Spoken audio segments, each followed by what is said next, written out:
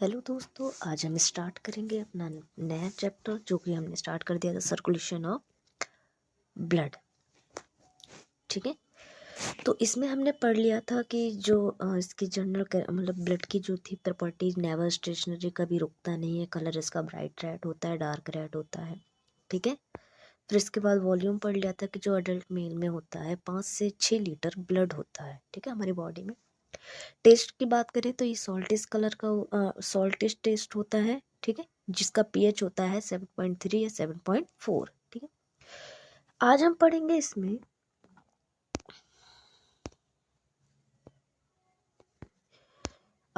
पढ़ेंगे functions of blood. ठीक है,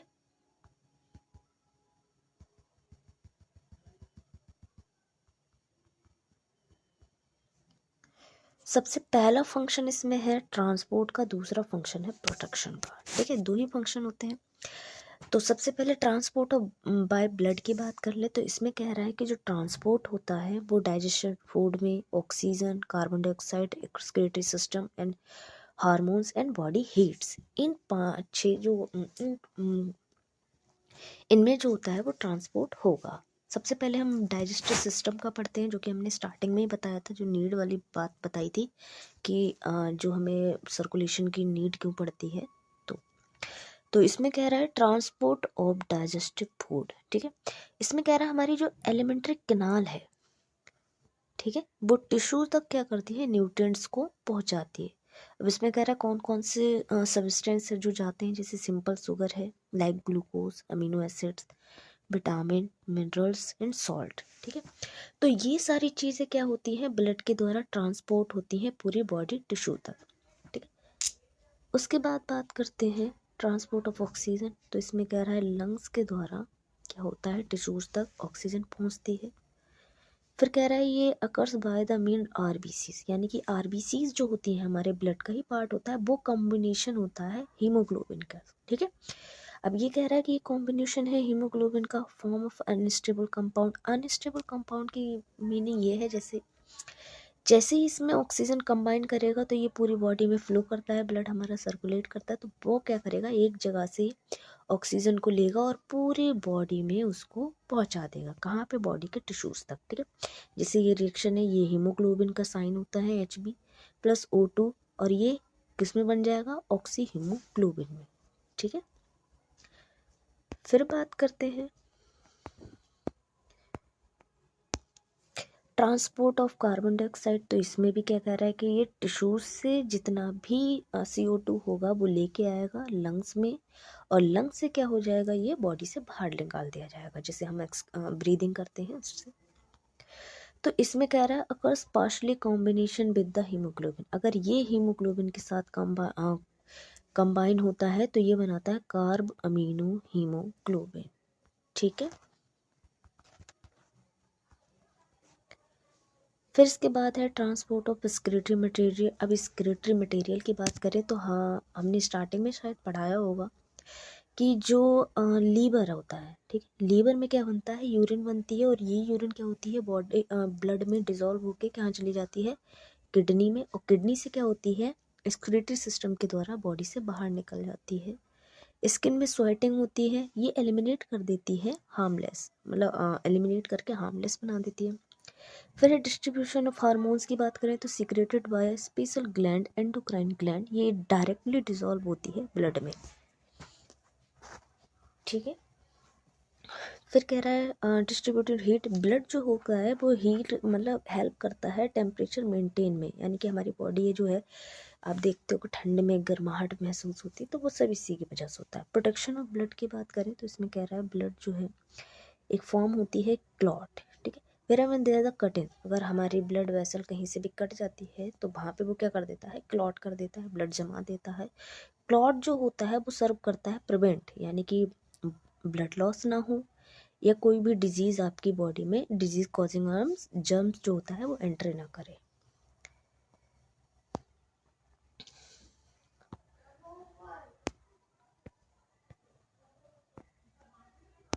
ठीक है, फिर है इसमें कह रहा है जो WBC होता है, यानी कि वाइट ब्लड कॉर्पस जो होता है वो प्रोटेक्ट करता है हमारी बॉडी को। Form a disease bye engulfing bacteria, यानी कि फॉरेन कोई भी बैक्टीरिया आके बैठा उसको उसने खा लिया, which may have enter in the body, यानी कि वो हमारी बॉडी में घुसने की कोशिश करता है, तो उससे पहले वो क्या करता है, तो उसको खा जाता है। इट प्रोड्यूस एंटीटॉक्सिन, एंटीटॉक्सिन जो होता है, जैसे हमारी बॉडी में क्या होता है कि बहुत सारा टॉक्सिन जम घुस जाते हैं, तो वो टॉक्सिन प्रोड्यूस कर देते हैं, तो हमारी बॉडी क्या करती है, एंटीटॉक्सिन बना लेती है और उस टॉक्सिन को ख़त्म कर देगी। फिर कह रहा है एंटीबॉडीज़ की बात करता है, तो एंटीबॉडीज़ क्या होता है कि यानी कि कोई भी हमारे अंदर डिजीज़ बनती है तो उसके लिए क्या होता है, एंटीबॉडीज़ बनना स्टार्ट हो जाती है, हमारे प्लाज्मा में बनती है। विच न्यूट्रलाइज द पॉइजनस सब्सटेंस, यानी कि जो पॉइजनस सब्सटेंस हमारी बॉडी में घुसा है उसको न्यूट्रलाइज कर देगा, किसी काम का नहीं छोड़ेगा, या फिर उसको मार देगा। Germ which the enter the body, ठीक है। अब इसके बाद पढ़ते हैं कि भाई कंपोजिशन क्या होता है हमारी बॉडी का। तो इसमें कह रहा है कंपोजिशन ऑफ ब्लड की बात करें तो हमारा दो ही पार्ट होते हैं, एक होता है प्लाज्मा, दूसरा होता है सेलुलर एलिमेंट्स, ठीक है। तो इसमें जो प्लाज्मा होता है वो फ्लूइड पार्ट होता है, कॉन्स्टिट्यूट 55 से 60% जो होता है ब्लड में प्लाज्मा होता है। सेलुलर एलिमेंट्स में आरबीसी, डब्ल्यूबीसी एंड प्लेटलेट्स आते हैं, जो कि 40 से 45% होती हैं, ठीक है। अब सबसे पहले हम पढ़ेंगे प्लाज्मा के बारे में।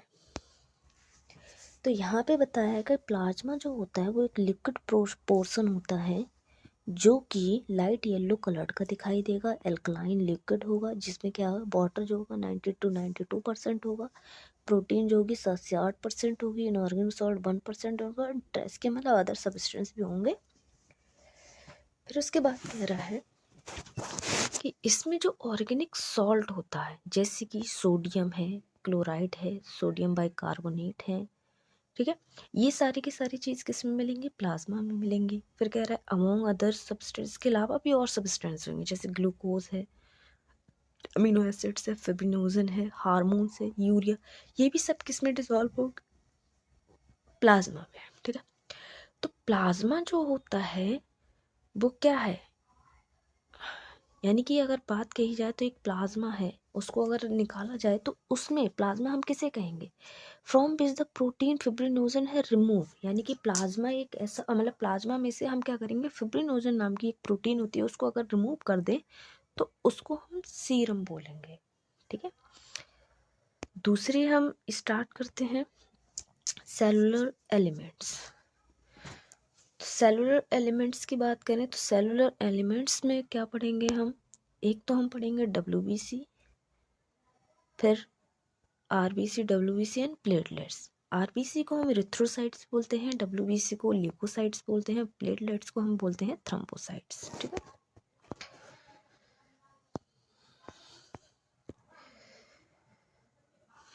तो सबसे पहले हम डिफाइन करेंगे आरबीसी को, ठीक है। यहाँ पे कह रहा है कि आरबीसी जो होती है वो क्या होती है, ऑक्सीजन कैरियर होती है, ठीक है। ये सबसे इम्पॉर्टेंट बात होती है कि बिकॉज वो सारी जो ऑक्सीजन होती है हमारी बॉडी में उसको कैरी करने का काम जो होती है वो सिर्फ आरबीसी करती है, और एक टिश्यू से दूसरे टिश्यू से पहुंचाने का काम भी आरबीसी करती है, ठीक है। आरबीसी को जो हम कहते हैं, इसको कहता है, इसका एक और नाम है जैसे इरिथ्रोसाइट्स। अगर इरिथ्रोस का नाम जो है उसका मीनिंग होता है रेड कलर, ठीक है। दीज आर माइन्यूट बाइकॉनकेव, तो ये कैसी होगी, बाइकॉनकेव, जैसे आपको दिखाते हैं, ऐसे ऐसा होगा, बाहर का उभरा होगा, अंदर का कैसा होगा, प्लेट लाइक स्ट्रक्चर होगा, ठीक है। फिर कह रहा है डिस्क लाइक स्ट्रक्चर होगा, फ्लैट होगा सेंटर से, और थिक होगा राउंडेड से, ठीक है। अगर काट के दिखाया जाए ये वाला हिस्सा ऐसे, तो ये कुछ ऐसे दिखाई देगा, ऐसा, ठीक है। तो ये कॉर्नर्स के कैसा है, उठा हुआ है और फ्लैट है यहाँ पर, ठीक है। फिर इसके बाद कह रहा है कि राउंड वेरी स्मॉल होती है, कितना होता है, 7 माइक्रोन डायमीटर होता है इसका। फिर कह रहा है small size of plus the biconcavities on either sides large surface area, यानी कि बीच में वो कैसा हो रहा है कि वो बहुत पतला हो रहा है, और साइड से कैसा हो रहा है, वो आपका लार्ज सरफेस एरिया। अब ये होता है, ये जो साइज है, सरफेस एरिया है, यही क्या करता है, ऑक्सीजन एब्जॉर्व करने में बहुत ज़्यादा एफिशिएंटी मतलब दिखाता है, ऑब्जॉर्व करने की कैपेसिटी होती है। अब ये कह रहा है कि जो स्मॉल साइज होता है enable to RBC travel through a very fine capillary. ये जो स्मॉल साइज की वजह से ये बहुत मतलब वहाँ पर थ्रू वेरी फाइन कैविटी, मतलब वहाँ जाने के लिए फाइन होती हैं। And the bare they have travel a single fine, मतलब ऐसे नहीं कि एक साथ सारी चली जाएंगी, एक एक करके जाएगी। इसमें कह रहा है एडल्ट ह्यूमन यानी कि मेल की बात करें तो उसमें आरबीसीज की क्वांटिटी होती है 5 मिलियन देन क्यूबिक मीटर, और जो एडल्ट फीमेल की बात करें तो उसमें 4.5 मिलियन होती है। फिर कह रहा है हीमोग्लोबिन करें तो जो देखो हीमोग्लोबिन, हीमो का हीमो अलग करें और ग्लोबिन अलग किया जाता है। तो हीमो का मतलब होता है आयरन और ग्लोबिन का मतलब होता है प्रोटीन, ठीक है।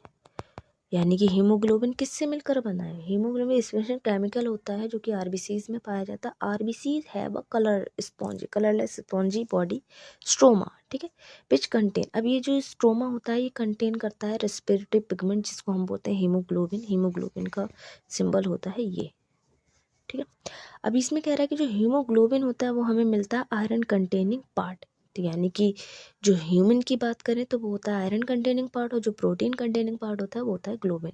कह रहा है इसमें जो एबिलिटी होती है वो कंबाइन करने की एबिलिटी होती है किसके साथ? ऑक्सीजन के साथ, ठीक है।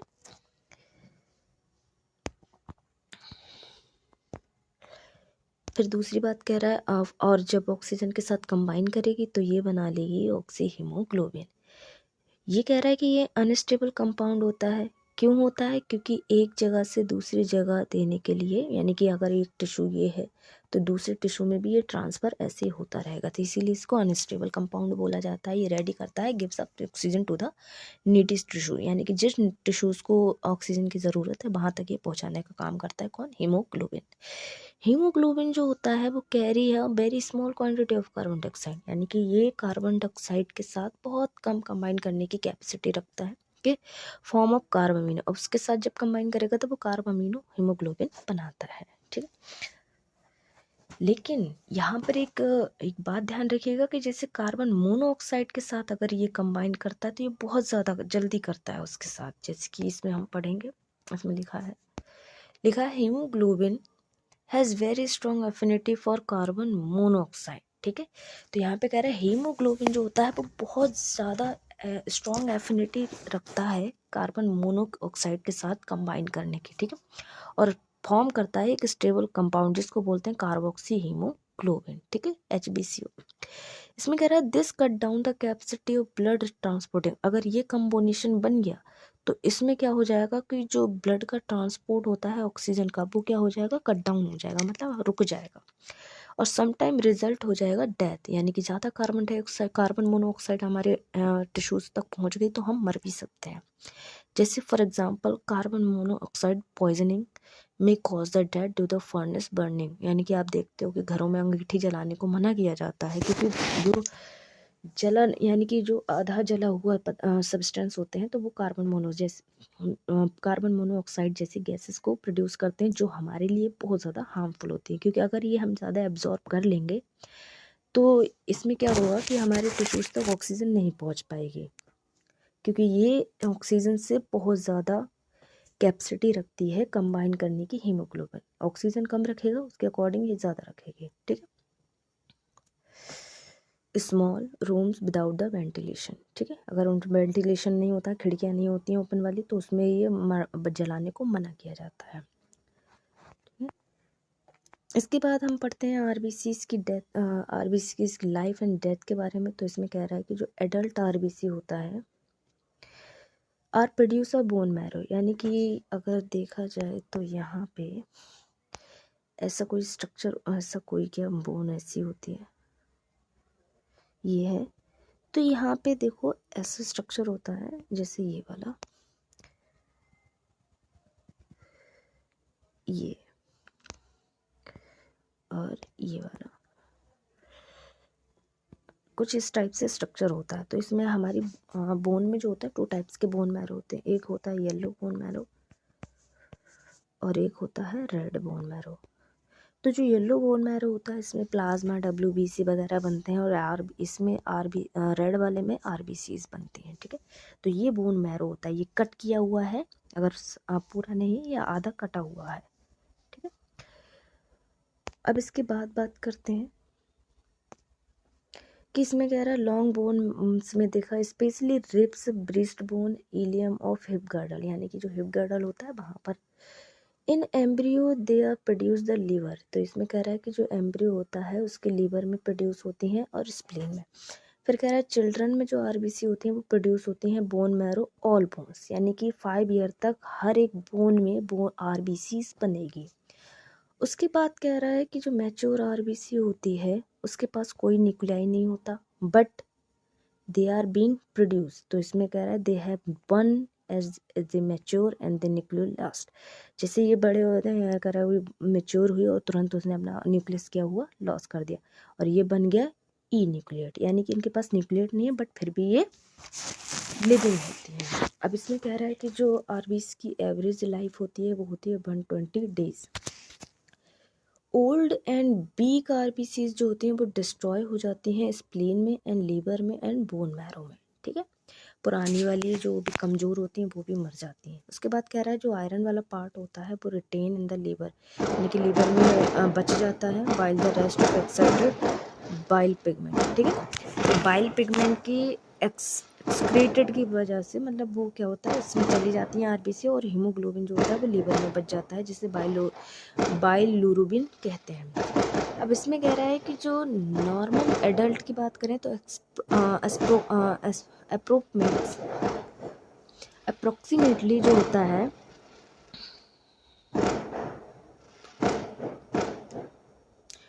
2 मिलियन, तो यहाँ पे कह सकते हैं कि जो आपकी डिस्ट्रॉय होती हैं एवरी मिनट, यानी कि 2 करोड़ से ज़्यादा कम से कम RBC जो होती हैं वो डिस्ट्रॉय हो जाती हैं पर मिनट में। एंड अदर वर्ड्स में कहें कि पर मिनट में जो टोटल एरिथ्रोसाइट्स होती हैं वो डिस्ट्रॉय हो जाती है हमारी 1%। ठीक है, एवरी डे 1% एरिथ्रोसाइट यानी कि RBC हमारी बॉडी में मरती हैं।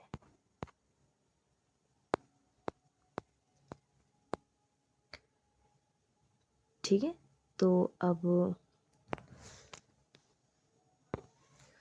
अगर आपको मेरी पढ़ाया हुआ जब पसंद आया हो या फिर समझ में आया हो तो आप मेरे चैनल को लाइक एंड सब्सक्राइब ज़रूर करें।